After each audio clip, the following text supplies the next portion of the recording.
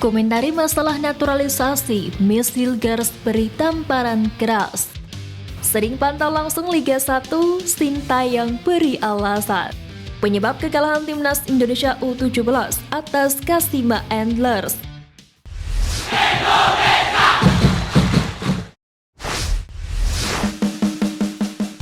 Komentari masalah naturalisasi, Miss Hilgers beri tamparan keras.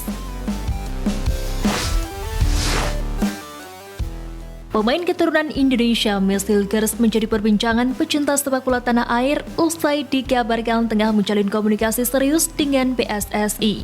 Hal ini tak lepas dari keinginan pemain berusia 22 tahun tersebut untuk berpindah ke warganegaraan untuk bisa memperkuat timnas Indonesia di pentas internasional.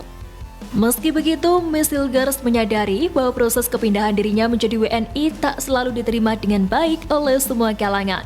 Terlebih adanya beberapa pihak yang menolak naturalisasi, hingga dirinya yang sempat dikabarkan menolak untuk membela skuad Garuda. Dikutip dari akun TikTok seputar info_o, Miss Hilgers ternyata pernah memberikan sebuah tamparan telak kepada mereka yang tak setuju dengan adanya naturalisasi. Hal itu ia ungkapkan saat ditanya mengenai pihak-pihak yang tak setuju adanya pemain naturalisasi yang bermain di timnas Indonesia. Menurutku, kalau ingin menaikkan level permainan tim, perlu adanya pemain naturalisasi. Bukan karena tak memiliki pemain bagus yang ada di Indonesia, namun cara kami berlatih di Eropa seperti ini, ucap Miss Hilgers.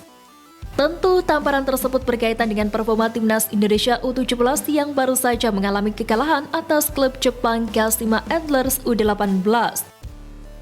Performa buruk skuad asuhan Bima Sakti menjadi bulan-bulanan netizen, pasalnya skuad Garuda Asia akan berjuang di Piala Dunia U17 2023. Terlebih banyaknya pemain diaspora yang dicoret lantaran tidak lolos seleksi.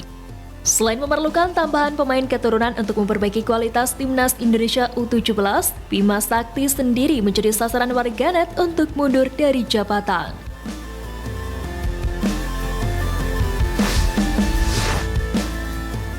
Penyebab kekalahan timnas Indonesia U17 atas Kashima Antlers.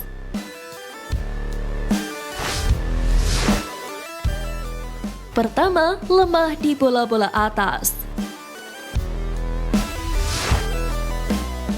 Ketiga gol Kashima Antlers U18 tercipta lewat sundulan. Bukan karena back squad Garuda Asia kalah dalam hal duel udara, tetapi tidak ada yang menjaga para pencetak di laga tersebut.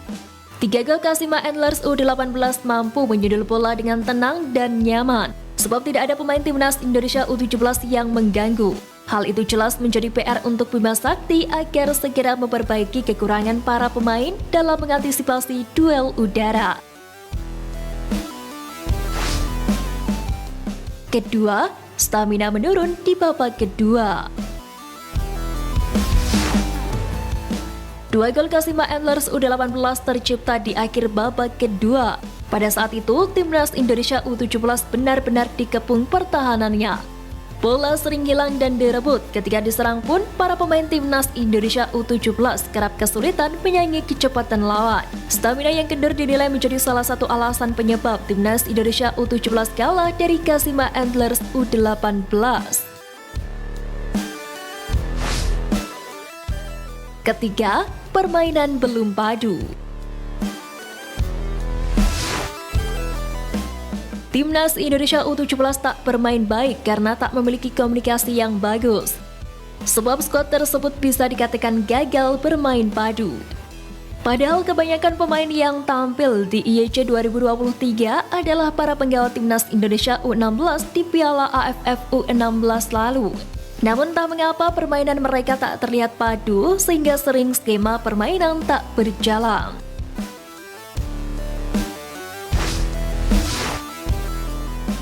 Sering pantau langsung Liga 1, Sintayong beri alasan. Fakta menarik datang dari Sintayong yang membeberkan alasannya sering memantau pertandingan Liga 1 musim ini. Hal itu tak terlepas sebagai persiapan timnas Indonesia U23 jelang Piala AFF U23.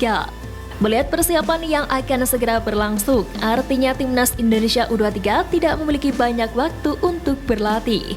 Untuk itu, Sintayong perlu mengetahui kondisi anak asuhnya dengan menonton pertandingan di Liga 1 2023-2024.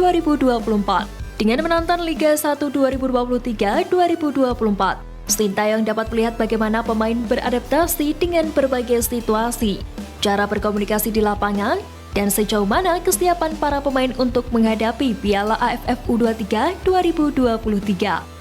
Untuk melihat pemain timnas Indonesia U23 dan senior, cek kondisi terkini, cek juga pemain U23 untuk AFF. Ujar Sintayong saat ditemui media beberapa waktu lalu. Erick Thohir sendiri selaku Ketua Umum PSSI juga tidak membebankan timnas Indonesia U23 untuk meraih gelar juara di Piala AFF U23 2023 kali ini. Event tersebut hanya dijadikan sarana oleh PSSI untuk mempertajam permainan dan mematangkan taktik timnas Indonesia U23. Hal tersebut lantaran skuad Garuda Muda akan menghadapi kompetisi yang lebih penting, yakni Piala Asia U23 2024.